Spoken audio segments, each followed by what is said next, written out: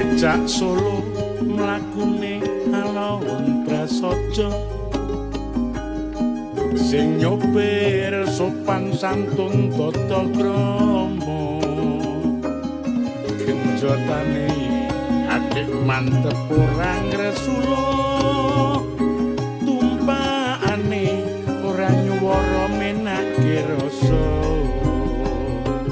becak Solo rina wengi datan kembo wirawiri golek penumpang upaya-upa ora ninggalke peraturan sing wis ana becak Solo nyototan gawe kuciwa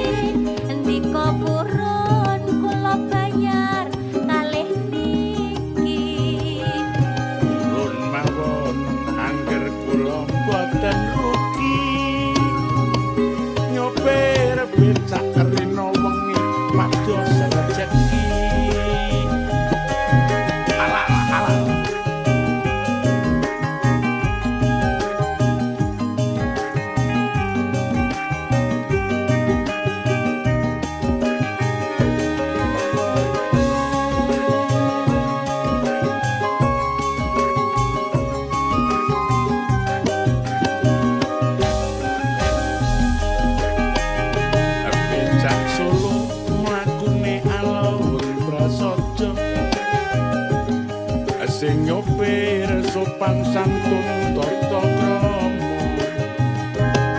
genjotane adik mantep ora ngresula tumpakane ora nyuwara menake rasa becak Solo rina wengi datang gembo wirawiri golek penumpang upaya-upa peraturan sing wis ana